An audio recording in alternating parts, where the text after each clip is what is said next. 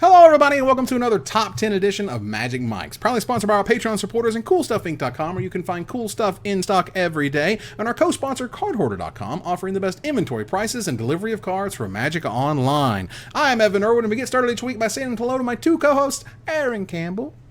In Wisconsin, that's hello. Wow. Freezing. See, I'm in a t-shirt because I'm in Florida. Oh, jerk. But Ruben's also in a hoodie. Ruben Bressler. I'm also reporting live from the future. As you can tell, I am in a special potato-proof encasing this week, broadcasting live from what it looks like when you actually Twitch stream. I found my Twitch hoodie in my stuff when I moved most recently. I most recently moved in with a buddy of mine for the next month or so. Shout out to Ask Joshy, AskJoshy.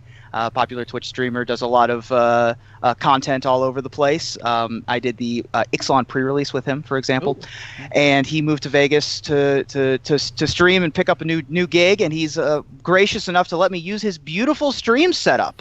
Wow. So you should give him a follow. He's doing a lot of cool stuff with the VR chat recently. So yeah, give him a look up. You look amazing. Well, thank you. I usually here's my secret is that I can't let people know what it looks like when I'm in HD because it would break the internet. That's true. It's too handle much. All that Bressler. Yeah, it's too many Bresslers. I don't think you're ready. It's too for much. That Bressler. That's right. It's Bresslerlicious. I broke the internet. Ruben Broxler. Yeah. Okay, well, that said, we also begin with our choice, the top comment from last week in a segment we call Honorable Mention, where Ruben will tell us who was the most luxuriant in letting us know. That's right. What there card we go. We didn't choose as one of our top 10 non-creature artifact cards. Ruben? Evan's got that word of the day calendar. Well, this week, our winner came from Lauren Mulligan. Now, I saw this comment maybe 12 hours after we posted the last episode, and I kind of knew that this one was going to be the winner. She writes, as a dedicated old school player, I have to say you have not lived until in the middle of the game you stand up, hold your Chaos Orb a foot above the table, and flip it onto your opponent's Sarah Angel. The card is the definition of iconic. Though almost no one has played with it, everyone can recognize Mark Tedden's art of an orb spewing lava. Chaos Orb's crazy, unique mechanic even inspired stories, true or not, of people ripping the card up to hit as many permanents as possible, a tale which inspired the unglued card, Chaos Confetti. Yeah, and there's actual articles similar to, like AJ Soccer, friend of the show, has written articles about brainstorm, how to brainstorm. There are actual articles about how to Chaos Orb, like the right way to flip it, the right, the right height, it's a science. It really is. My best Chaos Orb story was I was at SCG Providence, and one of the people that I interviewed in the sideboard while I was doing reporting was the inventor and co-creator and person who owned all the decks for Big Magic, which used exclusively oversized printings of cards. Wow. And the decks had oversized Chaos Orbs in them, and so you spread out all of your lands literally feet apart so that you wouldn't get Chaos Orbed by a foot like an 8.5 by 11 inch Chaos Orb. Wow. Yeah, my best Chaos Orb story is I used to date somebody who had power. Like he had power 9 and everything. And I only date people who have power, Aaron. I mean, power is an aphrodisiac, as they say. But and so I was doing the VSL with Randy on coverage, and we were telling a story about something, and I made a comment about how I'd never seen a Chaos Orb before, I'd never touched one, and all of a sudden I get this bing notification, and it's my boyfriend going, "I have a Chaos Orb, BTW." Awesome. And I was like, "Baby, like wow!" Like it was impressive. That's funny. For those who don't know, Chaos Orb is a 2 generic mana artifact originally from Alpha that says 1 generic mana tap : if Chaos Orb is on the battlefield, flip it onto the battlefield from a height of at least 1 foot. This is the current gather wording, by the way. Right. Because if you're seeing the current Alpha wording go by, it's like generic ridiculousness. If Chaos Orb turns over completely at least once during the flip, destroy all non-token permanents it touches, then destroy Chaos Orb. The way that we used to handle this in the cube that I used to play Chaos Orb in was pay a colorless : destroy a permanent you choose. Yes, 1. Which didn't have to target, so you could target things with Shroud and Hexproof. Yeah, it's a hell of a card. And last bit of trivia here: the artist is Mark Tadine. Yeah. I know this in terms of his pronunciation because I met him at the Cold Snap pre-release, where amongst all the sadness and the mourning, which was Cold Snap. I don't know if you've seen that set, but it pretty much defines miserable. Hey, it gave modern ad nauseum its win condition. Shout out to Lightning Storm. It gave a lot of things to Magic, and a lot of them at the beginning were very sad. Yeah. I mean, he's done, what, 200 pieces of art. I mean, he's a classic, but I've only ever seen it written. So I mean, and he was definitely modding. He was definitely modding his share of Chaos Orbs while we were there. Nice. That said, let's go ahead and get started with our number 10. Now, I'm going to kick us off because I can't, because it's higher on someone else's list. Already doing it. All right. Already jumping through. But that's my only higher. I get to talk about 9 more cards. It's going to be great. Ruben, what is your number 10? So I have a theme that I accidentally stumbled upon with my top 10 M25 Masters 25 reprints, which is this is the first time that a card will be in a pack either ever or since its first printing. I've got no cards that have been printed in packs twice. Okay. And the only other printing of this card was in Return to Ravnica. And it's currently $10 a piece at CoolStuffInc.com. Ruben. Aaron, let me finish. Oh my God, I know what he's talking about. We'll get there. I was trying to keep it. All right. Well, Aaron knows what it is. And the reason why she knows what it is because it's the bane of her existence. These are $10 a piece on StarCityGames.com. Like it or not, whether Aaron's hiding from it or not, you can't avoid the fact that Rest in Peace is a good reprint, y'all. It's a good one to put in the set. So Rest in Peace is a rare enchantment from Return to Ravnica. When Rest in Peace enters the battlefield, exile all cards from all graveyards. And if a card or token would be put into a graveyard from anywhere, exile it. Boy, that's a heck of a card, ain't it? I mean, there's vomit on her sweater already. Mom's spaghetti. Clearly. Yeah, the good news, Aaron, is that it references the Golgari in its flavor text. So it's not accidentally hosing everything you love and hold dear. It's overtly and purposefully hating everything you love and hold dear. Some corpses the Golgari cannot claim. Some souls the Orzhov cannot shackle. And some cards Aaron Campbell can't put in the graveyard due to state-based effects. Rest in Peace. Look, it's a card that needed reprinted. It only had one printing. It was double digits. It's expensive online and in paper. It's highly played in Legacy. It's played in Modern, and it's got some iconic moments. Who can forget that classic Kenan Haas, Dan Musser Star City Games event where Dan played a Rest in Peace and then Kenan calmly untapped and played his own Helm to complete the combo and deck Dan in response, which was hilarious. Rest in Peace. It's a great reprint, and I'm sorry, Aaron. It's only at number 10. And Rest in Peace was also responsible for the controversial moment involving Kent Ketter. A lot of people don't realize that the Rest in Peace is a trigger, and that when it enters the battlefield, there's a trigger there that it exiles graveyards. And there was a very big kerfuffle over the fact that allegedly Kent's opponent didn't name the trigger. And so Ken went about his business, and then when it came up later, he was like, "You didn't tell me to exile that." And so that was a thing, and that was a moment that people still talk about. And iconic art by Therese Nielsen. Oh, of course. You can find these prints at any GP you can find her at, and definitely the card needed to be reprinted. And I think we're going to see that a lot tonight. It's just cards that for financial reasons just really needed it. That these were cards that were really holding people back in terms of deck building and deck choices and things like that.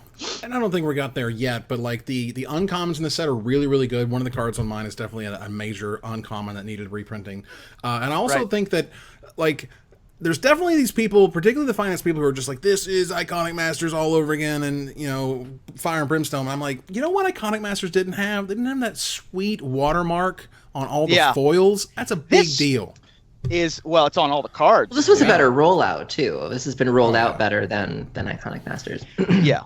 Certainly, there's a lot of things to like about Masters 25. The watermark was just a stroke of genius. It looks really good on these rest in pieces, by the way. Some watermarks look better. The symmetrical ones tend to look better. The Alliances one looks really good, but there are some that are just like, oh, that M14 watermark. All right, who cares, right? But yeah, I really like the Return to Ravnica watermark. All right, so Aaron, what's your number 10?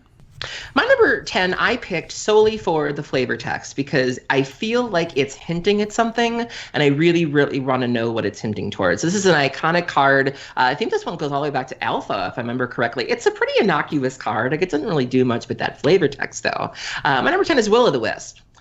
So Will-o'-the-Wisp is 1 black. Wow. It's a creature spirit flying, and then you can pay a black to regenerate Will-o'-the-Wisp. It's a 0/1. But this flavor text, though, it says, on dark nights, you can still see the light of the Vest girl's lantern out in the Caligo seeking her lost brother. Those who follow are doomed to join her endless search, and the source is the fall of the House of Vest.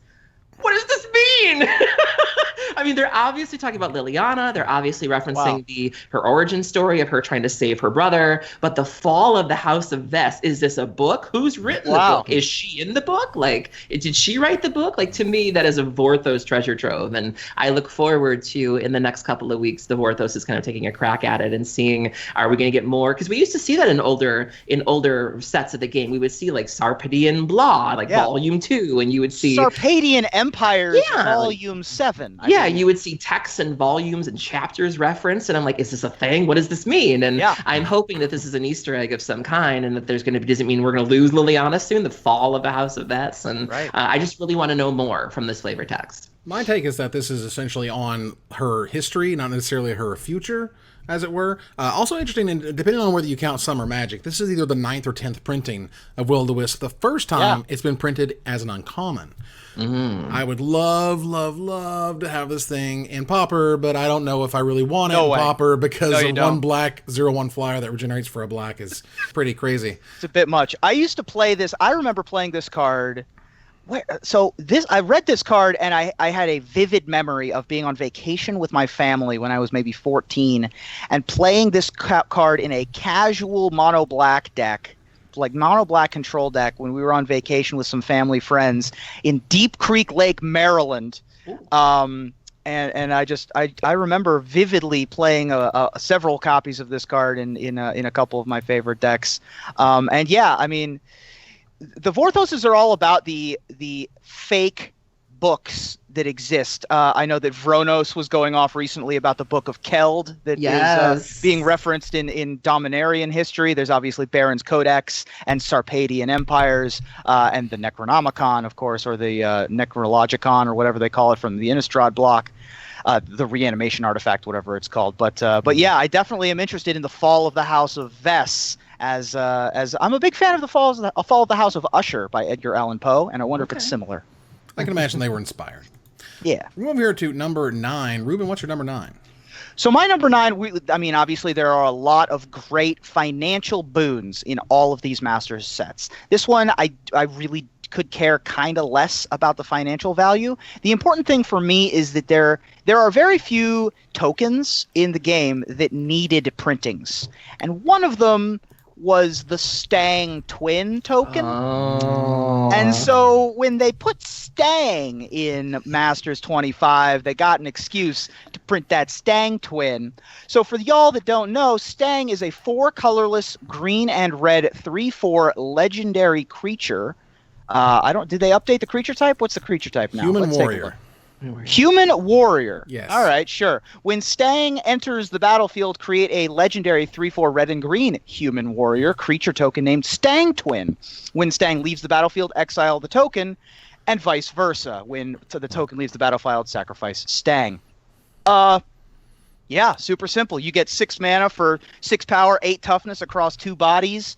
The art by Izzy is reflected and refracted onto the token facing the opposite direction, so your various Sly Spies can kill different versions of the Stang if they want to. Nice. It's just a very cool, and it's the first time that's seeing reprint in paper since Chronicles, which of course the reprint was white bordered. So if you wanted a black bordered Stang, you either had to wait until 2018 or get one from Legends. Now it's like $13 or whatever, but that's not the reason why I'm excited. The reason why I'm excited is that Stang Twin. That Stang Sometimes you token gotta is put amazing. Go ahead. Sometimes you got to put a little stang on it, you know? Yeah. Just- Right. Yeah, do that stangy leg. yeah.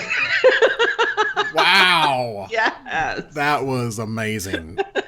Look, for as much as I can go back and blame and be upset with Chronicles, I am so happy that Chronicles even exists the way it does. We wouldn't have Blood Moon. Blood Moon would have been on a reserve list. Chronicles made the reserve list exist, which sucks. But the cards in Chronicles, like Nicol Bolas, which is also in the set, Stang, which is in the set, like, there's no way you would see Stang today if it weren't for Chronicles. So that's kind of cool. The Stang Twin is amazing. This was very close to making my list, and I'm glad it made yours. This card is super sweet. That said, Aaron, what's your number 9? There's another branch of reprints, or another group of reprints that I'm really excited about, and that is cards that, while they're not very expensive or they're not really hard to get a hold of, they got amazing new art. And this is a card that I don't know if this card ever saw play. I don't think it did. It seems kind of innocuous, but this art, damn it! My number 9 is Dirge of Dread. Look at this! Oh my god! Yeah, it's the 2 new and a art. black. It's a sorcery. All creatures gain fear until end of turn, cycling 1 in a black. And then when you cycle it, you may have target creature gain fear until end of turn. That's nice. This art. Look at it. So you basically have, shout out to Seb McKinnon, who did this. So you have what appears to be this naked, malnourished, hunched over figure on the left who's hearing something they don't want to hear. And on the right, you have this leader, this cultist in like a black cowl and in garb and a robe, and they're holding like a pitchfork or a candelabra or something. And then there's about a half dozen creepy skeletons just sitting there with their mouths open, which is presumably where the noise is coming from that the naked guy is trying to get away from. And just the red, the crimson on the skeletons, the candles, the guy, the rocks by the guy where it looks like there's an eye in one of them. Just everything about this is creepy as hell. And oh my god, this is just a home run. Look at it. Seb McKinnon killed it. Seb McKinnon, well, first of all, Seb McKinnon always kills it in that he's amazing, and also he always draws dead stuff. Like he does that horrific, unbelievably gross macabre waltz when they're like grasping at each other. Oh my god. One of my favorites of all time is Tupelgeist, otherwise known as Doppelgeist. Yeah. He always does those foreboding, kind of creepy, like Saw movie feeling. You just have a pit in your stomach. I'm real excited to get his Twilight Prophet playmat when I go to Phoenix this month. Yeah, Seb McKinnon always. Is he going to kills it. Phoenix? No, the playmat for Phoenix. Oh, okay. I thought he was going to be there. I was like, ooh. Right. So originally when GP Phoenix announced that they were going to do a playmat, I thought that they were going to be the Phoenix playmat, Rekindling Phoenix. Unfortunately, that's for Seattle. The Phoenix playmat is instead Twilight Prophet, which is done by Seb McKinnon, and is a delightfully wonderful piece of art, but it's not Phoenix. Yeah. But Seb McKinnon obviously killed it. It's going to be on that playmat. That's going to be a highly sought-after playmat just because of the art. Seb McKinnon making hype for this Dirge of Dread card that no one else would have hype for other than for the brand new picture on the front. Beautiful. Yeah, because no one would, I mean, let's be clear. The card is like meh at best. It's literally, it's a 8-cent card. And it's weird why Wizards wanted to pay to have new art on this card versus any other card, Yeah. Make some new excitement. Yeah, I don't know. And I'm okay with that because the art's amazing and Seb did a great job. I'm just like, it's really weird. What is your process? Like, we throwing darts here? It's Sure. getting blindfolded, figuring it out? A weird one. Well, it's a bit of a weird one for sure. Luckily for my next card, this will see play. And in the formats that it's going to see play in, it's going to be a monster because it was an amazing card that took a while to finally hit Pauper. But one of the cards that now hit Pauper is Frenzied Goblin. Frenzied Goblin is absolutely terrific. One of Gathering Magic's Pauper cards that we got this go around. Frenzied Goblin is originally from Ravnica City of Guilds, an uncommon at that time. That was a red mana for a 1/1 for a Goblin Berserker. And whenever Frenzied Goblin attacks, you may pay 1 red mana. If you do, target creature can't block this turn. And that sounds okay, but trust me, when you're taking out their best blocker every single turn, like, oh, that's really cool, you got a wall of whatever, I'm just going to get through it. You have a 5/5 whatever, just going to get through it. When you're just trying to turn guys sideways and get them, Frenzy Goblin is the card for you. Now, Jackal Pup was very close to my list in terms of like the Pauper red card I want to include. Hordland Outburst, also another one that was amazing for this set in terms of Pauper. But Frenzy Goblin is just 100% good. Like, those other cards are situational, maybe in the right deck. If you're aggro, you're red, Frenzy Goblin is your friend. Absolutely. Pro Tour winner in the past in the hands of Mark Herberholtz, obviously, with Beach House, Red Green Beats, maybe the most iconic winning Pro Tour photo of all time. 3 copies of Friendly Goblin in that deck. You got to play something on turn 1 to activate those Scab Clan Maulers, folks. And this card see and play in Pauper for sure. This is a heck of a card. It's going to be terrific when it's finally released on Magic Online. You can finally play with this and Hortland Outburst and Jackal Pup. The red deck got some sweet, sweet upgrades. Sure did. Move on here to number 8. Aaron, what's your number 8? So I've talked in the past about how I enjoy budget EDH. I don't like to spend a lot of money on EDH, and I'm not really attuned to EDH in terms of like finance. So whenever I try to build a deck, I'm always surprised by how expensive certain cards are, because I'm like, really? Like, why is that a thing? Like, okay. And this is a card that I keep finding myself needing in EDH decks, and every time I go to look at the price, I'm always blown away by how expensive it is. I don't think it's been reprinted too much, but I'm really glad it's getting reprinted now, because maybe I can actually afford them, or maybe I'll be willing to splurge on them. My number 8 is Coalition Relic. Why is this a $14 card? Because it's amazing. Because it does everything. Yes. So it's 3 colorless. It's an artifact, and you can tap it to add 1 mana of any color to your mana pool, or you can tap it to put a charge counter on Coalition Relic, and then at the beginning of your pre-combat main phase, remove all charge counters from Coalition Relic. Add 1 mana of any color to your mana pool for each charge counter removed this way. So it's a lot of words. It's great. You know, obviously EDH decks love their mana fixing, and time again I see a list that's like it'll say it's a budget EDH list, and I'll be like, sweet, and then I'll go through, and what's the most expensive card? Coalition Relic. It's right up there with Chromatic Lantern, in fact. New art on this one as well. Shout out to Jason Felix. But yeah, I'm really excited for this. I believe Cool Stuff has it for as low as $6, which is, yes, it is well within my budget. But yeah, I'm all for random expensive EDH staples being made more affordable. So it turns out I am right on that same level with you, because Coalition Relic is also my number 8. We're samesies friends, because I love Coalition Relic. When I was drafting the Cube, you guys were there. Legacy Cube. Coalition Relic was holding that deck together. Just holding it. Just holding it like that. It was doing amazing things. It fixes all of your mana. It was super good. There's this weird tale about how somebody was talking with Mike Turian when it first showed up. And Mike said something like, you know, Coalition Relic's a really good card no one's paying attention to. And that person went and bought like 400 of them or whatever as you do. Right. And made out like a bandit when people finally was like, wait a minute, this card's actually amazing. Like, this card was in my cube from day one and never left. It wasn't even a question. You do not get rid of Coalition Relic. It powers up multicolored decks. It fixes your mana. It gives you a mana boost. Like, whew. Right. And it ramps you from 4 to 6, which was its real big thing in Standard at the time, was the Mystical Teachings deck really leaned on Coalition Relic in both block and in Standard. And you could power out turn 4 Haunting Hymns, making your opponent discard 4 cards on turn 4 was just an unbelievably powerful effect. Coalition Relic is spectacularly good. I mean, I think it's better than... Yeah. New art's amazing. It goes in that prismatic EDH that April was building, because it has the coalition symbol on it.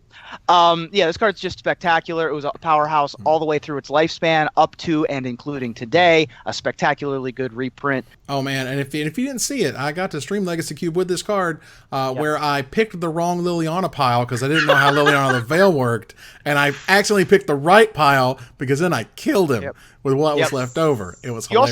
You also got to put 2 charge counters on this with your stolen Kiora's follower, which was delightful. It's so good. To ramp you from 4 to 7 or whatever. That was hilarious. Because as you can see it there, it says you're going to remove all the counters on it, and you get 1 mana for every counter you remove. So that was so cool. Yeah. That was sweet. Even though I did still lose 2-1 or 1-2 rather. Whatever. Who cares? I had fun. All right. So that said, Ruben, what's your number 8? My number 8, also a mana card, one that we've needed a reprint of desperately. I mean, it's so old that it's not even in Frontier, Evan's favorite format. This is a common, ladies and gentlemen. Okay. It costs you $6 if you want to have a copy of this common. In this set, it's going to be an uncommon. But, we still need our Utopia Sprawls, is the thing. Yes. So, Utopia Sprawl, originally from Dissension, a common. It's a Enchant Forest aura for 1 green mana. As Utopia Sprawl comes into play, as printed on the version from Dissension, although in the new version I'm sure it's Enter the Battlefield, you choose a color. Whenever Enchanted Forest is tapped for mana, its controller adds 1 mana of the chosen color to his or her mana pool in addition to the mana that the land produces.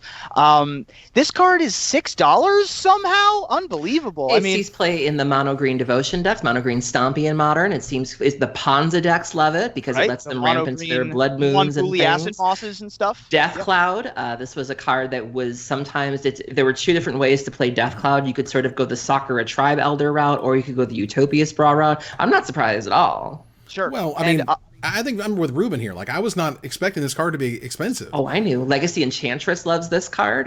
You can get all your Enchantress's presence triggers with this and Wild Growth. Oh, yeah, it's multi-format All-Star. Well, there you go. And it desperately needed a reprinting since Dissension was, let me check, 10 years ago. Maybe more. Actually, more like 12. It desperate. I know, right? We're so old and grizzled. Although in this lighting, I look nice and young without my no potatoes or anything. I know, right? Utopia Sprawl with the new watermark also looking nice and young. The new versions are only going to run you $2 a piece for uncommons, and that's another thing I really like about the reprints in Masters 25 is that there is value in the uncommon slot. But you're still not breaking the bank to get them. You're still cutting the price on this card in a third to get copies. And yet, if you're buying packs of it, you're still able to get some value out of those uncommon slots, which is super cool. So I really like Utopia Sprawl as a reprint. And it's just one of those cards that Wizards just doesn't do anymore. They don't give you 1 mana acceleration. And this is 1 mana acceleration. As weird and as narrow as it can be, it's really good. Yeah. That said, moving on here to number 7, and I'll kick off number 7 because it's a super great card. It is at least a 1 format All-Star. It in fact runs the entire format, most would say.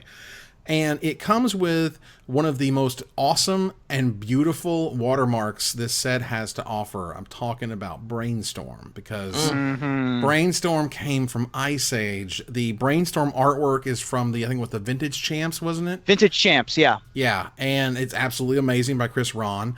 For those who don't know, Brainstorm is a 1 blue mana instant. It is printed as a common here, and it was originally common as well.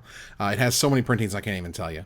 That said, Brainstorm 1 blue for an instant that you draw 3 cards, and then you put 2 cards from your hand on top of your library in any order. Now, when you have a fetch land per se, that gets rid of your 2 worst cards. You essentially got to draw 3 cards for 1 blue at the end of their turn. This was not a big deal. Really, back in the day, this was not a big deal at all until they printed fetch lands. When Onslaught came around and fetch lands showed up, and everyone's like, wait, if I do the thing, then I do that thing, and then, oh my god, and then Brainstorm became like the best card in Legacy and Vintage. Is restricted in Vintage as it should be. But here, and this is another thing they did with this set in particular, was the lines are centered. The lines on Brainstorm are centered. Yeah. Center justified text, no flavor text. Really interesting artistic decision for this. Also, that Chris Ron art from the 2012 Legacy Championship winner, which I believe that person was offered some ludicrous amount of money and then opted not to take it. Oh, wow. And instead decided to keep the oversized trophy, which I think is delightful and speaks to how awesome this art is. Yeah, everything about this card, the way that they designed it, the way they left it without flavor text, center justified, that Ice Age watermark, it's just gorgeous. It is absolutely great. Brainstorm being good at also hiding discards. Like if you're facing a Cabal Therapy or a Thoughtseize, you can respond by brainstorming and hiding your goodies. Yep. If you are playing a Miracles deck, you're able to manipulate your draws so that you know what you're drawing. Delver of Secrets, if you want to make sure that you flip your Delver, you can brainstorm first and set that up too. It's ridiculous to think about how important that card is to specifically the Legacy metagame, and to look back and, like you said, Evan, it really wasn't that crucial to where it is now, where some people look at it as almost an infection that has sort of taken over Legacy. And, there are those tinfoil hat people that are like, Brainstorm is the problem. It's not Deathrite Shaman. It wasn't Top. It wasn't Terminus. It has been Brainstorm. And I never really bought into that conspiracy at first. Like, I think Holan was the one that really started peddling it back in the day. And I was like, oh, Jeff, you're so crazy. And now it's like a year later, and I'm like, maybe he was right. And so I was in on it. I was in on the ban Brainstorm. I mean, it's like it's the same argument as trying to get rid of Workshop in Vintage, though. It's like, yes, it is the problem, but there's this gentleman's agreement of like, we're just going to leave it here, even though it's the problem. Yeah. I mean, that to me was like, that was always Chapin's angle, was there's a gentleman's agreement that this card is broken. There's no way you should be able to play with this card, but you can play with this card because that's legacy, right? A lot of people, this literally is the format. Yeah, and it was vintage before they restricted it too. That was a huge metagame shift when they restricted Brainstorm. Yeah. And people thought the sky was falling and the format would never recover. And now vintage is great. Yeah, I mean, Magic's tough to kill. So, Ruben, what's your number 7? No matter how hard they try. Well, my number 7, once again, isn't really here for the monetary value. I mean, there are other cards I could have picked that were printed in the Commander expansions that are monetary value. And we might talk about them later, things like your Animars and what have you.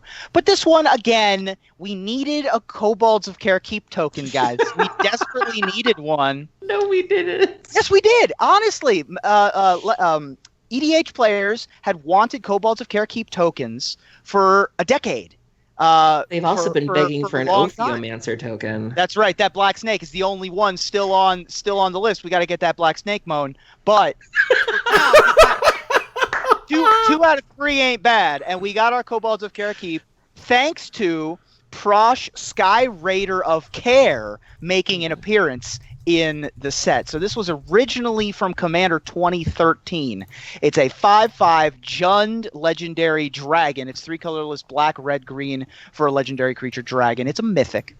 Flying, when you cast Prosh Sky Raider of Care, put X01 red kobold creature tokens named Kobolds of Karakeep onto the battlefield, where X is the amount of mana spent to cast Prosh.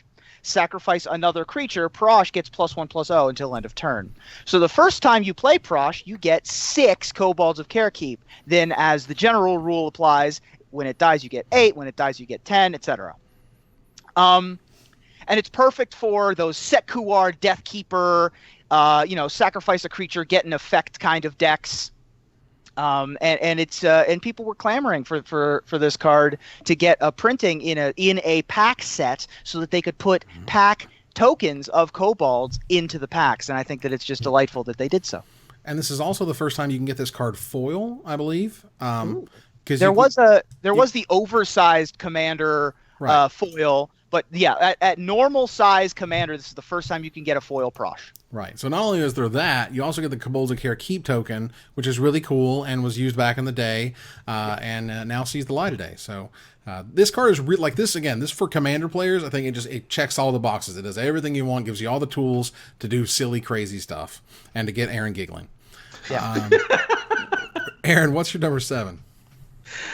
I famously hate burn decks. I hate burn so much that I won't even hang the mountain on my wall. Some longtime viewers or some astute viewers, especially if you watch me streaming, you will notice that I have a John Avon lithograph set in the background, but you will notice the mountain is gone. It's sitting in my closet where it belongs because I hadn't noticed that. So I never miss an opportunity to stick it to a burn deck. I will purposely, when I'm playing Modern, Modern is very much a format of what am I okay losing to? I ain't losing to burn. I will run 3 Gnaw to the Bones. I don't care. We ain't going down like that. And so I'm very happy to see that my number 7 is reprinted because I will never miss an opportunity to stick it to burn. My number 7 is Core Firewalker. Yep. Yes. Not even an expensive card, so it wasn't for money. It wasn't for monetary reasons. So Core Firewalker is 2 white, very, very restrictive mana cost. Creature Core Soldier, protection from red. I'm not even done. It's a 2/2, and then whenever a player casts a red spell, you can gain a life.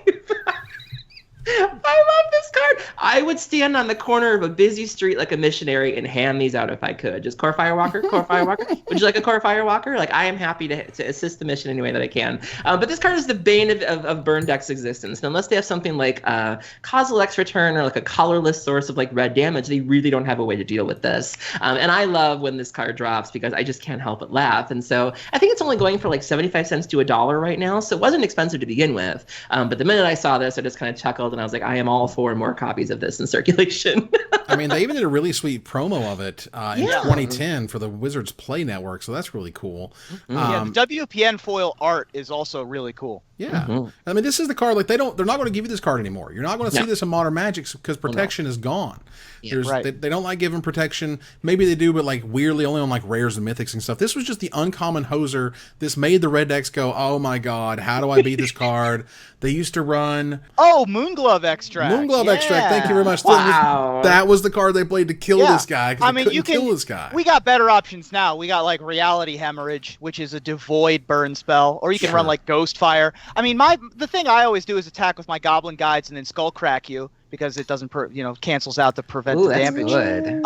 That's typically how I handle a Core Firewalker as the resident red mage.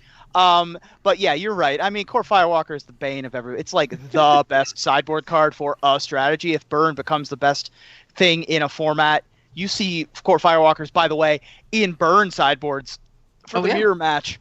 Oh, nice. So yeah, it's a heck of a card, and worth seeing a reprint just because of how popular it is. I mean, Burned and Forge Center was like, look at me, I'm the greatest, and Core Firewalker was like, hold my beer. Yeah. Because I'm going to wreck this red deck, and it's going to get nasty. All right, we want to hear to number 6. Ruben, what's your number 6?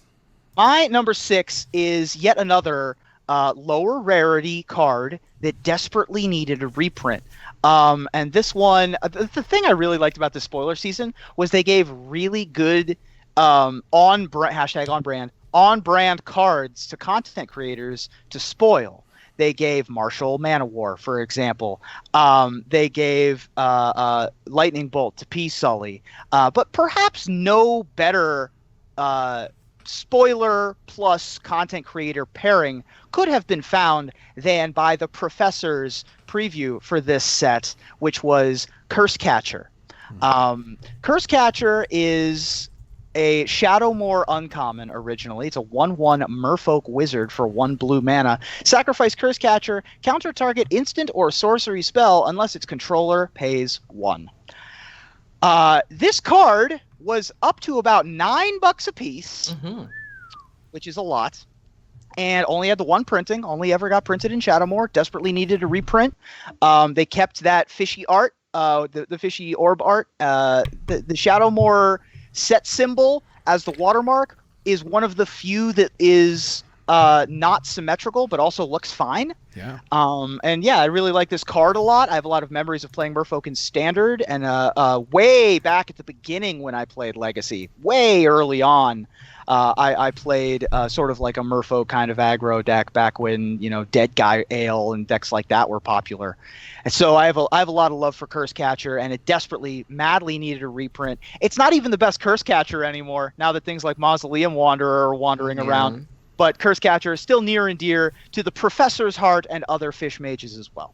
A card is pesky. When I'm playing Modern Ad Nauseam, I don't want to see it because it means I need more mana to go off. And when you sacrifice it in Legacy or Vintage, it exiles my Bridge from Below. So, and not every Merfolk player is astute about that. Not every Merfolk player knows that. But every once in a while, I'll face a Merfolk player and I'll be like, maybe they won't know, maybe they won't know. And then they'll sacrifice and count. And I have to be careful not to cast anything because then they'll do it. And so, but sometimes you get the really hip ones. It'll be like, I'll cast a Cabal Therapy and they'll be like, whoop. And it's like, no.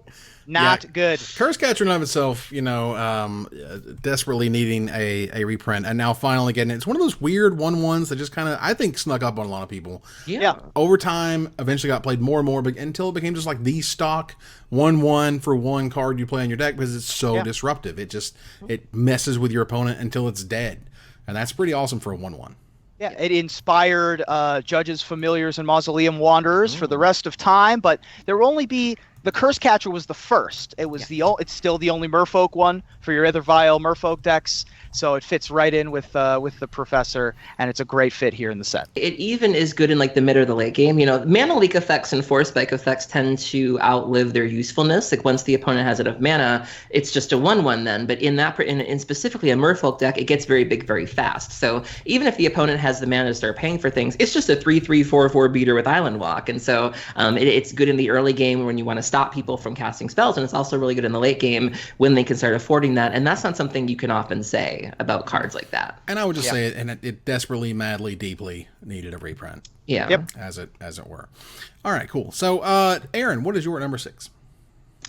Contrary to popular belief, I like playing a variety of decks. I play Modern Ad Nauseam. I dabble in Storm a little bit. I sometimes play Legacy Ad Nauseam Tendrils, and I like trying new things. But there's one card, no matter what I'm playing, I'm never happy to see. My number 6 is Thalia, Guardian of Thraben. I hate her. So Thalia is 1 and a white. She's a legendary creature, human soldier with first strike. Non-creature spells cost 1 more to cast. Why? Why? It's great. And she's a 2/1. And so if I'm playing Storm, if I'm playing Dredge, I'm never happy to see this card. But she badly needed a reprint. I think she's up to $20 right now. She was only printed the one time. Wow. She's an iconic character from the Innistrad storyline. She was invited back during Shadows over Innistrad block. She was one of the few survivors of Emrakul's tirade. In fact, she was instrumental in fighting it. She got to hop on a griff that was possessed by Saint Trapped. Like, she had a really dope storyline in that block. But damn it. She had a dope storyline in the first block too, if you recall. She was standing in front of the Hell Vault, the last line of defense against the Macias the Unhallowed, when Liliana showed up and cracked open the Hell Vault. Yeah, she got baited into cracking the Hell Vault. But yeah, iconic character, great storyline. Magali recently did the new art for New Thalia. Heretic Cathar. Yeah, but just great art, but I'm just never happy to see this card. I mean, you want to talk about great art. The World Magic Cup qualifier version with Steve Argyle's with like the super close face shot. Yep. You just never see that on a Magic card. It's absolutely gorgeous. Worth like $70 right now. Yep. This I can't, because for a while I played the Taking Turns deck in Modern. And this is not the card you need in the Taking Turns deck for Modern. Oh my god. But if you're playing any sort of Hate Bears or Death and Taxes, you need at least 4. You don't leave the house without less than 4, and at $20 a pop, that's a huge obstacle. And this card is super real and super annoying, and I basically played Echoing Truth because this card existed. Because I have to Endo turn, Echo and Truth it, and hope to God I can take all my turns now, because you're just going to play it back again and I'm going to die. But when you can afford it, though, it feels great to Dark Blaster. Just true. Bam! Feels good for that 2-mana Dark Blast. Yeah. So for my number 6, I'm going a little old school. In 1995, I had just turned 15 when this card showed up, because it showed up in Homelands. And Homelands was really cool, a lot of flavor, super cool. For those who don't know, I'm going to quickly go over the lore of this card because I love it. There's this guy named Isan, and he wanted to help Sarah Angel, the Sarah Angel, the Sarah Aviary or whatever, help her cause by going and killing Baron Singer. That was the idea. You go to Baron Singer and you kill him. Well, he was a knight, so he was well known that he was going to kill Baron Singer. Well, he gets to Baron Singer's, castle, knocks on the door. Baron Singer opens it. And he's like, knock, knock. I'm just kidding. But he goes to Baron Singer, and instead of trying to kill him, he's like, I want you to turn me into a vampire. I want to be one of yours. I want the ultimate power that you wield, blah, blah, blah. With the idea that he was going to betray Baron Singer as soon as he gave him that power. Well, Baron knew it because he's a super smart dude. And he sucked the life out of the dude, resurrected him as a ghost, tied the ghost to a ring, and he's essentially tied to that ring for the rest of his life. So he is the shade of himself. So he is a ghost of himself, and he is bound to protect this guy who he hated so much he was going to give up his life to become a vampire to kill him. That's super cool lore. And Isan Shade is back in Masters 25 with fantastic art by Darkin. It is 3 black, 3 generic mana for a 5/5 legendary Shade Knight. It's a Shade Knight. How much shade is it bringing? It's a Shade Knight. It is now so much shade that it's nighttime. Wow, it's no tea, no shade. All right, no tea, no shade Knight, and it's an uncommon as it was in Homelands, and it has protection from white. Now, this may sound a little sad and weird these days, like 6 mana 5/5 pro white. No, that thing was unreal because you had Swords to Plowshares, or you had Lightning Bolt, or you scooped them right up because Isan Shade would. Or you had Terror, and it also is a black creature, so you couldn't kill it with Terror. That's right. So it dodged all the good, quote-unquote, removal. Basically, you had Navinral's Disc, or you had Wrath of God, or, you Or that was about picked him it. up. You picked him up for game 2. I mean, that's what happened. Ishan Shade. This was one of the only cards in Homelands that was worth a crap, along with Autumn Willow and Serrated Arrows. But Ishan Shade is cool. And also note, it is Ishan's. I, for a very long time, thought it was Ishan's. Yeah. Right. I thought it was Eisen. I said it totally different. See? There you go. Isan is an Arabic term meaning excellence or perfection. So I didn't know that. perfection's shade, the perfect threat for example, Mark Justice's Nevin Rawls Necro deck that he took I think second place with in at Worlds in 1996. Just an insanely powerful card. But unfortunately for Isan, his plan did not work out as portrayed on the card Prophecy, also from Homeland. He saw right through the plan, and Baron Senior took him out. Wow. Well, number 5 is coming up next. Ruben, what's your number 5? My number 5, once again, an important low rarity reprint. This one, a card that I have played a ton of as a Painter Grindstone player, as a player who likes to cheat out mana, as an ad nauseum player. Aaron, you and I can get behind this card. We've used this card many a time.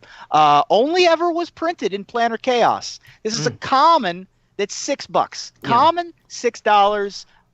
That's a bit much. And this one, unlike Utopia Sprawl, staying at common. Yeah. My number 5 is Simian Spirit Guide. It is not staying at common. It is not staying at common? They bumped it to uncommon. Did it really? Yep. I think it deserves it, though. It's a powerful card. All right, so the one downside of this set is I can't tell what anything is. It's literally the worst part of it. It's the worst part of the set.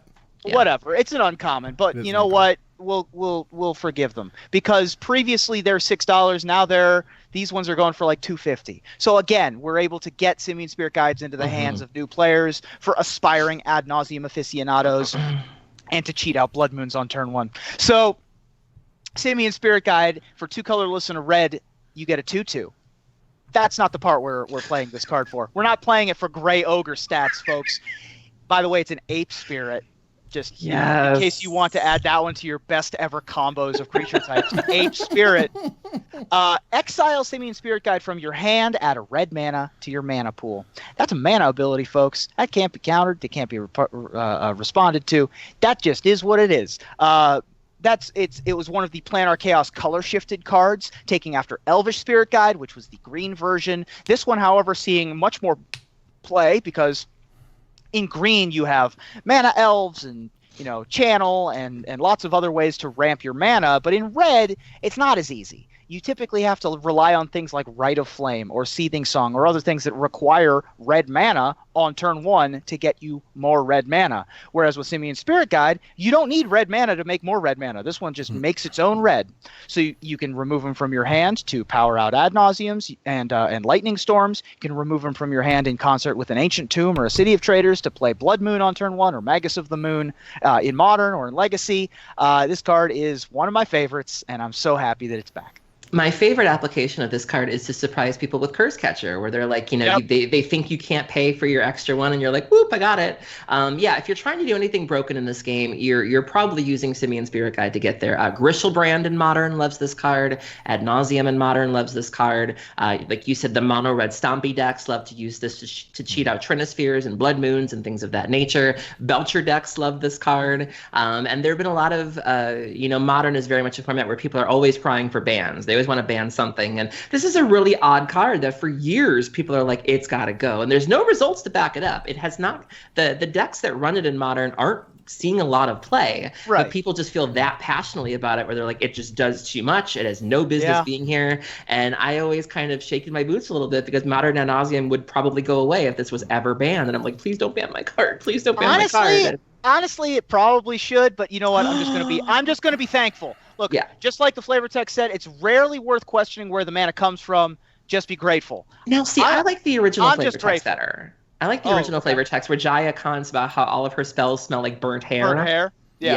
Yes, that's my favorite. I'm excited for Jaya to make a comeback. That should be really awesome, old lady Jaya. But the Simian Spirit Guides, where you show your spirit, you show your ape spirit. And I don't really think that this card is fair. But on the other hand, I think that while it is probably arguably overpowered, it's also arguably super high variance. Like, yeah, sure. 1 in 10 games, you're going to have like this sweet opener that just, wrecks their face. And then the other 9 games, you're going to be like, oh God, I ripped this 3-mana 2/2 on turn 12 and it sucks. Yeah, having to actually cast it is the worst feeling in the world. I disagree. I love casting Spirit Guides no. and killing people with them. I was streaming with, there's a young man named Mr. Labufu, who is a fan of the show, actually. He's one of our mods in chat, and he was teaching me how to play Griselbrand one night on stream, and I clipped the moment when he was like, we've got to cast it. We need a blocker. And I was like, I can't. Like, it just felt so dirty, and I, like, covered my eyes, and I was like, oh, no. Like, it's the worst feeling in the world. I love the miscellaneous beats. As a dredge player, when they play all their dredge hate but then have nothing else left, and you go turn 1 Future Imp, turn 2 Narcomoeba, turn 3 Stinkweed Imp, and just give them the 1/1 beats. I love going Imperial Recruiter, like go get a Simian Spirit Guide, attack you with my Painter's Serpent. Like miscellaneous 4 mana over 5 turns beats is my favorite way to win. And Simian Spirit Guide's a 2/2. That thing's got 2 power and 2 toughness, so that thing can clean up tokens on the other side of the board, and of course its main application. I've paid for many a curse catcher over my days with a Simian Spirit Guide. I'm a big fan of this card. Card is super, super sweet. That said, Aaron, what's your number 5? So now we're starting to get into my more expensive cards, the cards that desperately needed to see some reprints and some surprising ones at that, and even some multi-format all-stars. So my number 5 was the most expensive card in Modern Ad Nauseam. When I was building this deck, I had to get a Boseiju, I had to get some Leyline of Sanctities, and those hurt a little bit, but I was surprised to see that my number 5 was the most expensive card. It's actually been reprinted twice already, 3 times if you count the masterpiece, the Amonkhet Invocation, I think that's what they were called, Invocation. So this will be coming up on its 4th printing, and it's still hovering in the $30 range. I don't know why. Pact of Negation. I don't understand. So Pact of Negation is a 0 converted mana cost spell. There's a cycle of these cards, the packs, if you will. It's an instant counter target spell. At the beginning of your next upkeep, pay 3 and 2 blue. If you don't, you lose the game. And so my favorite application for this card is when you're playing Modern Ad Nauseam and someone's doing something the turn before you're about to go off, and it could potentially stop you. So you'll counter it, and then you can respond to the trigger and go off on your upkeep. That is the best feeling in the world. Like when you literally winning while losing death is on the stack. Yeah. Yes, that is the greatest feeling in the world. Or just being able to, fight through a counter war. You're playing against the blue deck, you try to go off, and they're like Spell Pierce, and you're like Pact, and they're like, fine, remand Pact. And you don't care because you're going to win the game. And so this card is great. I believe the only decks that really use it are Ad Nauseam and the Amulet Bloom used it back in the day, but I don't know who else is running it to where it's still $30. There have been others in the past, of course. There was the legendary 8-packed Flash Hulk deck that was legal for about a week before they banned Flash in 2006 or whatever in Old Legacy, where you could run 4 Summoner's Pacts and 4 Pact of Negation. You can also run Pact of Negation in the Hive Mind decks that were popular in Legacy. Okay. Yeah. There used to be a vintage deck called Blue Angels. Let me learn you some vintage history, folks. Where I didn't know that. You would tap out for a Platinum Angel, and then Pact of Negation, the thing that tried to kill it, and then you wouldn't lose the game because you have a Platinum Angel in play. Oh, that's so slick. Yeah, that's a fun one. I mean, there are lots of applications. Basically, it's all the combo decks. Typically, you aren't trying to. The Blue Angels deck was unique in that it was sort of a protect the queen strategy where you just tried to land a Platinum Angel and then you couldn't lose because that's what the card says. And usually it's combos, things that go off quickly like Ad Nauseam, but. It can be tutored for with Teleria West was a popular thing back in the day as well. Lots of decks over the years have used Pact of Negation of various shapes and colors, well deserving of an invocation, and I'm glad that it's seeing a reprint again. I mean, Hive Mind is, I think, was the it was the all-star in Hive Mind, as well as Pact of the Titan was in there as well. But, you go through some of the older decks. Omnitail was using it. High Tide was using it. There was some Mystical Teaching stuff that was played in Modern. Really? Yeah, Blue-White Tron. Like, this is a card that, even one was played in an Infect deck by Tom Ross in the main. Because you just never see it coming. Just kill it. Yeah, well, you're just like, all right, I need this one last pump spell, and they got the answer, and you're like, nope, don't care. This is just a nope, don't care card, Yeah. and that is amazing. The packs were all super cool, super neat, interesting. Some were reprinted in here in Master 25, and for good reason, because, I mean, they're classic. They were terrific cards from Future Sight, and you didn't have to do, like, Spellweaver Volute or whatever, some kind of weirdness, so they could say, hey, we checked the Future Sight box, and we gave you some good ones. They gave you 2 packs out of the set. All right, so speaking of things that are pricey and no longer pricey, is my number 5. Because, and I've told this story before, but, you know, to quickly go back over it, there was my first ever chase rare, you know, baby's first chase rare. And, you know, you see this card and it's previewed and people start talking about it. They start getting really excited about it. Inquest is super hype on it. Inquest has never seen anything like it. It's a $20 card. I saw it being played for the first weekend that was out. And I was like, oh my God, that card's unreal. Bob Dob. And then the guy who played it lost. And I was like, okay. And then, like, I kept watching. And then the next game they played it and then they lost. And I was like, oh man, it seems bad because it made you discard a card at random, and that's really super bad. And Balduvian Horde is so bad, they took it from rare to common. Wow. Do not pass go. Do not collect $3. Go straight. Common. I'm over here like, please, Will o' the Wisp. And they're like, Balduvian Horde. I'm like, all right, it's fine. There's madness decks in Pauper. I expect us to see some amount of play. Oh, yeah. Because Gurmag Angler is, you know, like kind of your premier 5/5 right now. And this lets you do that and ideally get value of it off madness. Or if you have no other cards in hand, it's just a 4-mana 5/5, which again is also very good in the format. So Balduvian Horde itself, while getting new artwork, which is great, dropping to common, it's just kind of awkward. It's a weird thing to see in Magic history of this thing just go, wee, and then no one cares anymore, even if it's common. Balduvian Horde is 2 red, 2 generic mana for a 5/5. It is now a common human barbarian. When it enters the battlefield, just sacrifice it unless you discard a card at random. So I was incorrect just a minute ago when I said you cast it with no cards, you're screwed. Yeah, you are. You have to discard something to get them. The Horde requires payment. Hopefully it's not a card you care about, because back in the day, this was Jazam Jin 2.0, man. No one ever seen anything like it. I remember. Yeah. Creatures were crap. No one cared. You know, like, oh my God, stats that were like above the, you know, above the sort of the mana cost themselves were just, what are you doing playing Erdem Jin for 4 mana for a 4/5? That's insane, you know? Yeah. But Balduvian Horde has a place in history, is really nice. I love the watermark. It looks great. The new artwork is super sweet. You got Loziva Cold Eyes with another sweet quote on there. And I'm excited to try it out in Pauper. Yeah, I mean, there are several cards that have dropped precipitously, skipping past the uncommon slot. We have Loyal Sentry in this set. We have Savannah Lions in this set. In previous sets, we've had, I believe, Elvish Vanguard, Mortician Beetle from Masters 2017, dropped from rare to common. So not unheard of, but certainly a card that was a flagship card for the set. Now, 15, 20 years later, falling all the way down as a common. It's a bit of an ego hit.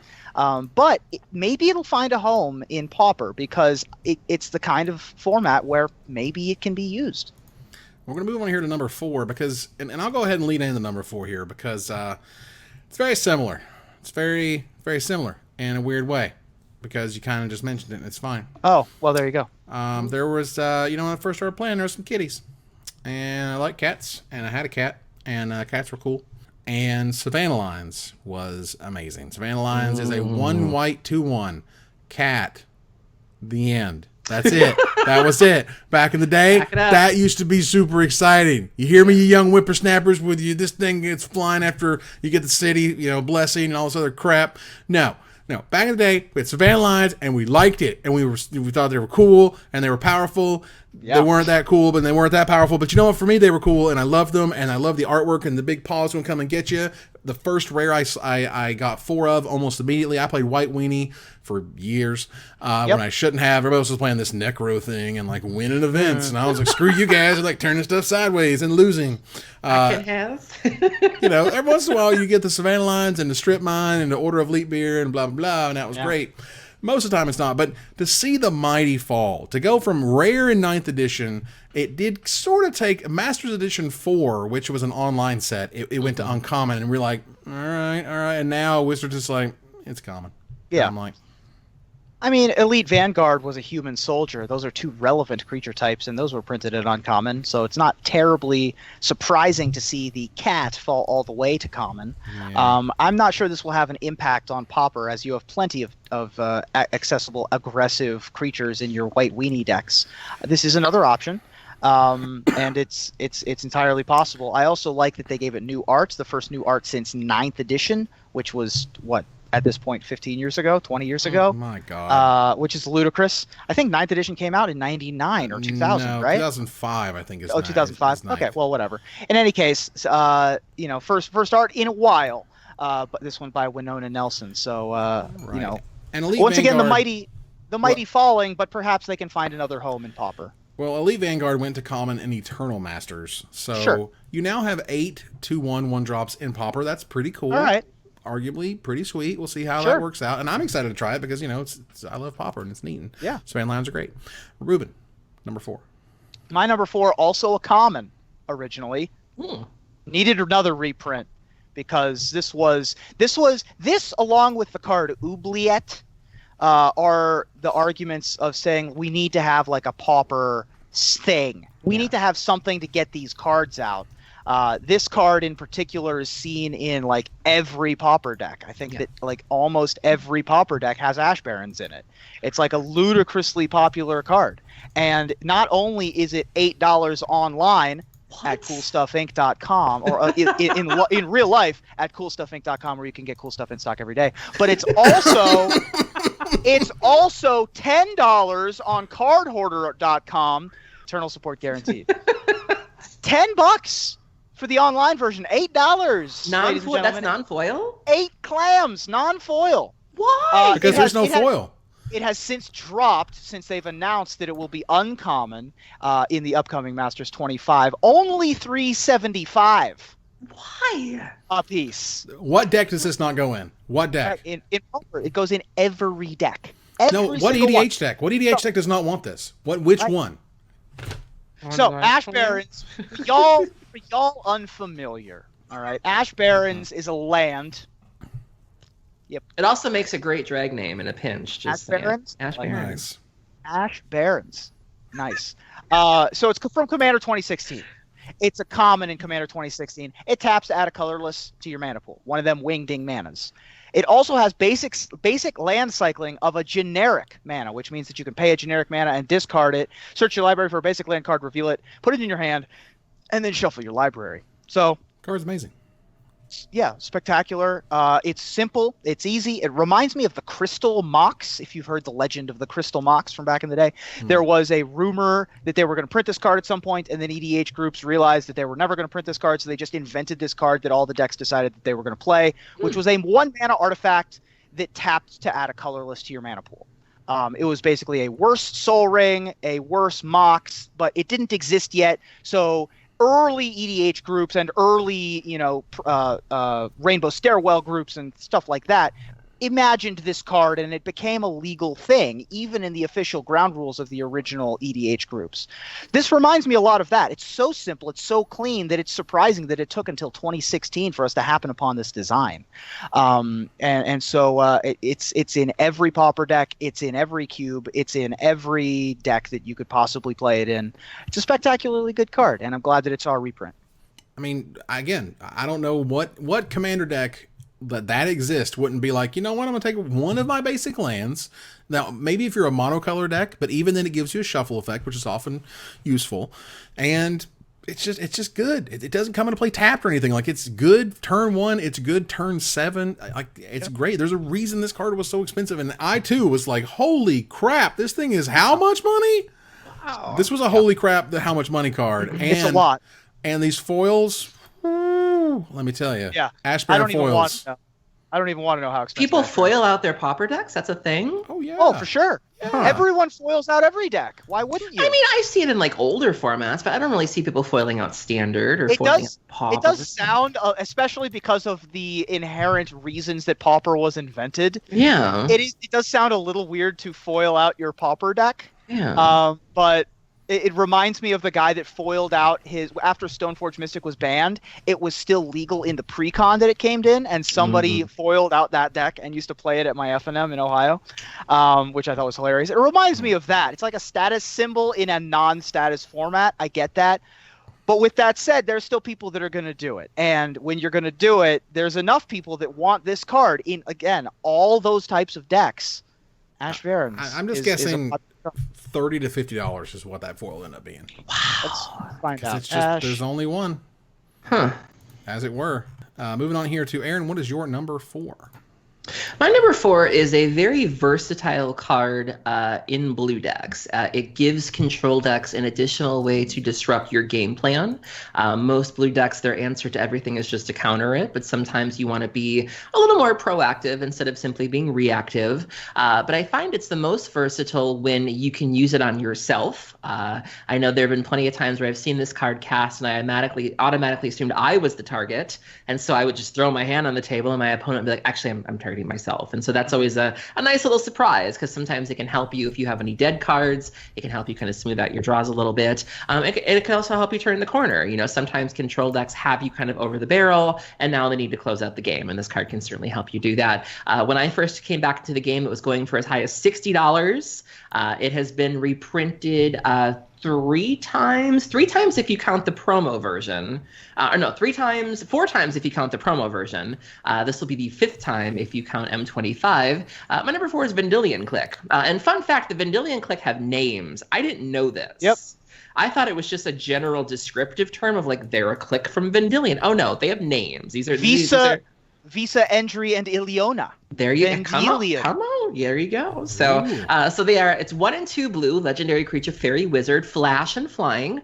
3/1. When Vendilion Click enters the battlefield, look at target player's hand. You may choose a non-land card from it. If you do, that player reveals the card, puts it on the bottom of their library, and then draws a card. So sometimes you got a dead card, and you can do this to yourself, which is very useful. You can also use it to disrupt your opponents, specifically if they're playing a combo deck. And sometimes they draw something even better. I've had that happen before, where they'll take a really good card and I'll draw something even better, and it's like, thanks, Vendilion Click.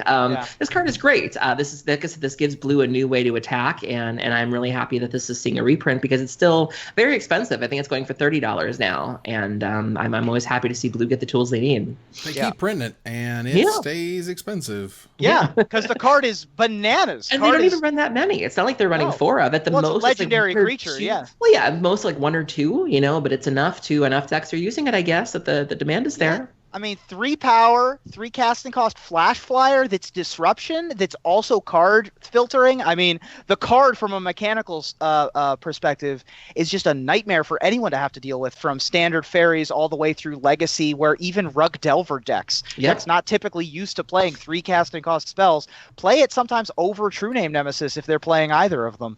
It's just a supremely powerful card. It's a clock all by itself, let alone if you're unlucky enough to be up against someone giving it a sword or a Jite or something along those lines. Boy, is it a nightmare at that point. It protects itself. It protects you. It's the only reason to have a stop in your draw step.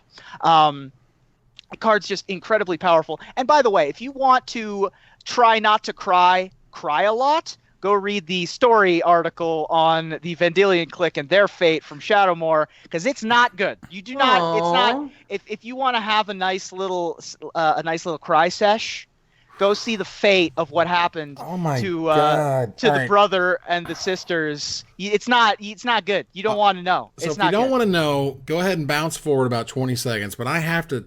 This is crazy. It's brutal, man. Those Shadowmoor storylines were low key harsh. Basically, the sisters, there's 2 sisters and a brother here. The sisters had to fight each other, and one killed the other.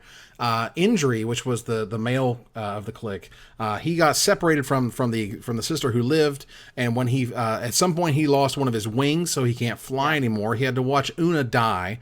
Una die while he was off on some expedition with Riss, the Exiled at the time. Wow. This was after the Great Aurora had happened and everything had gone to crap.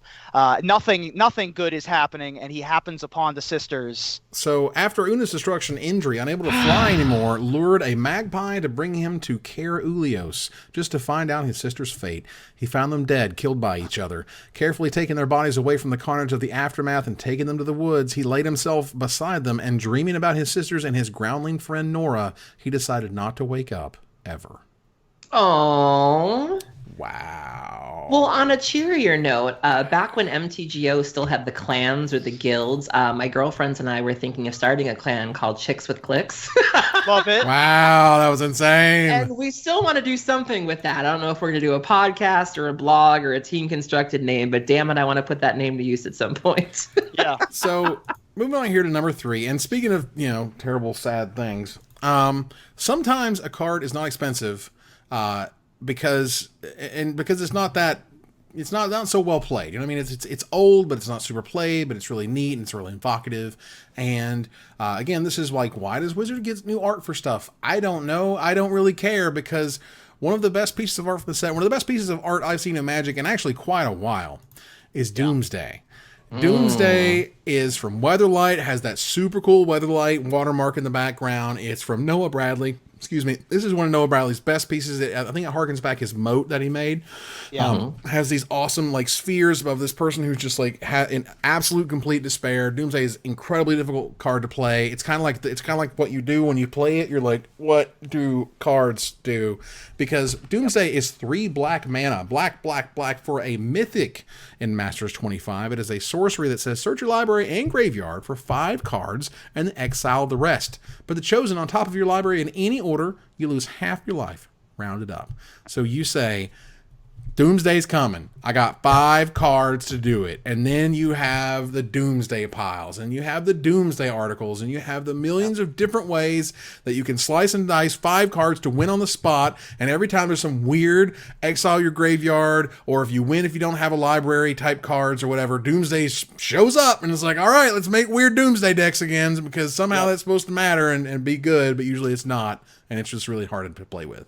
I had considered Doomsday when I was doing the VSL, because this season they really wanted to emphasize sort of the brewing aspect. They didn't want us to play the same deck twice. They really wanted us to go outside of our comfort zone. And when I had seen that Vintage Doomsday was a thing, I had talked about playing it. And everybody warned me. They were like, it is the most difficult deck to play in Vintage. Like, you will not, we appreciate the effort, but there's no way that you're going to be competent with this deck in time to take it to VSL. And I'm like, well, VSL's like 10 weeks. They were like, not enough. Like, and the deck is great. I've only had the pleasure of watching it go off in Legacy a handful of times, but when you find a competent pilot, it is almost a joy to lose to it, because it's so intricate and you're like, where's this going? And it's just an epic story to tell your friends. And speaking of Doomsday, there was a guy at SCG Worcester this past weekend that showed up on Saturday with a tinfoil hat, a t-shirt that he made saying the end is near, and he was cosplaying as a Doomsday prophet, and he was playing Legacy Doomsday, and it was the greatest thing ever.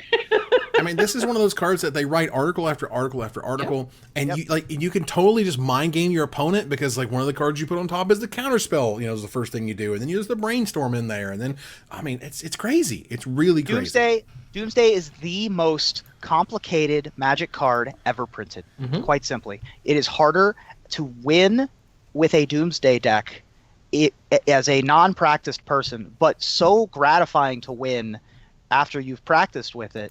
It's just spectacular. The various Doomsday piles that have at different times have used things like Shelldock Isle. Laboratory Maniac is a popular way to kill people when you're decking yourself with your own Ancestral. Various Emrakuls have obviously seen different types of play. Tapping and untapping effects to deal with your Shelldock Isles, things like Twitch or Mind Games, stuff like that. It's just a spectacular card. This art, by the way, first nominee for a Mike C for Art of the Year. In my opinion, it's just spectacular work from Noah Bradley. Almost as good as his shirtless selfies. Not quite, but almost. Almost. But it's just so, though. It's just so evocative.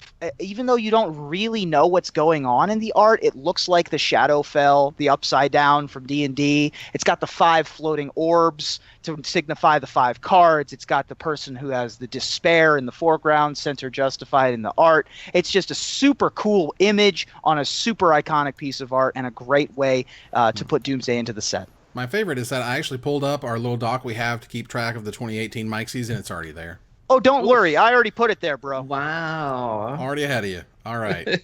That's fantastic. So, Ruben, what's your number 3? My number 3, more recent entry. You talked about your Homelands card, right? And there are some. Look, not every Magic set can be a winner. All right, there are strikes and gutters. There's ups and downs, right? Like Homelands, it's not great. Saviors of Kamigawa is a recent example. People don't love Saviors. I mean, like, let's not really talk about Prophecy. No one does. I mean, you might have forgotten about Prophecy. I sure did until I reminded you. But from more recent memory, I mean, did anyone really like Journey into Nyx? I mean, that's sort of like, I know Erin does a little bit with her Doomwake Giants or whatever, but it's like, it's not the best set. It's not, I mean, you also probably forgot about that card, or that set too. There were like 2 things memorable about Journey into Nyx, and one of them was the Eidolon of the Great Revel. Yeah. Which is one of my favorite cards of all time. Let's talk about red cards, ladies and gentlemen. Erin, you get to tap out. I see what color you're wearing, but you don't got it behind you. So, Eidolon of the Great Revel is a red enchantment creature spirit. We've got enchantment creature spirits. Yes, we do. Yeah. Whenever a player casts a spell with converted mana cost 3 or less, Eidolon of the Great Revel deals 2 damage to that player. That is Pyrostatic Pillar on a stick. That is a beating. That card is so good. It has been a powerhouse of burn in Modern ever since its inception. It's a 4 of every single time. Whenever it pops up in Legacy, it's one of the few burn spells you see in Legacy as well. Going back to the old reprint Horse, hasn't been seen in pack since Journey into Nyx.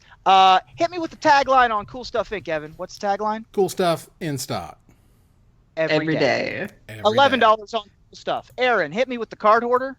Eternal support guaranteed. $15 on Card Hoarder. Oof. It is an expensive card.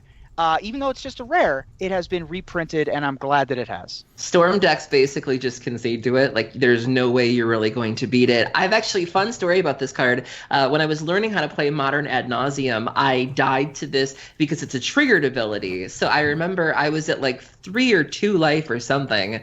And so I went to cast Angel's Grace thinking that with split second, I would be able to avoid the trigger. Right. And I did it on Magic Online, and oh no, I just died. Yeah. It was like Angel's Grace, Eidolon trigger, and I was like, but wait a minute, split second. And they were like, yeah, triggered abilities don't count. And I was like, damn it. My God, I can't believe this is 10 years ago now. Such an old man. Yeah. 10 years ago, Grand Prix Philadelphia showed up, and Gerard Fabiano took down the event, but I actually got to play in that event. I also filmed the finals and some other stuff, made a Magic Show stuff, and that's cool. But I actually got to play in this. I got to play Goblins. It was extended format, and I had Pyrostatic Pillar in my sideboard. And I remember this because I was playing against some pro. I can't remember exactly which. I don't even think that this person even plays these days. It was sort of like an old school pro who knew of me and didn't really like me because, I sort of represented the scrubs of the world. So how dare I defeat this person? Sure. When he runs over me with, whatever ad nauseum type combo deck back then with his Storm deck. And then I on game 2, turn 2, Pyrostatic Pillar. And then I on game 3, turn 2, Pyrostatic Pillar. And he lost. Rude. And he was so pissed. Yeah, man. It was delicious. It was so good. I loved it. Because the only other good thing out of Journey into Nyx was that Patrick Chapin won its Pro Tour. Sure. And that was pretty much what you had was Eidolon of the Great Revel. And hey, Chapin finally got there. That's really sweet. Yeah. And Courser of Crewfix, which is also seeing a reprint in this set, and that was it not? Born of the Gods. That was Born of the Gods? Man, there really was nothing in Journey into Nyx. Wow. Vomit. Okay. It was not a great set, but that was a great card in it. Aaron, what's your number 3? Legacy is in a very interesting place right now. Specifically, the format is greedy as hail. There are a lot of decks floating around that it's a miracle they just don't collapse in on themselves because specifically the check pile deck, which is running Kolaghan's Command and True Name Nemesis and Days and because why not? And it's like, and Wastelands. And it's just like, how are you not... How is this possible? And I'm really surprised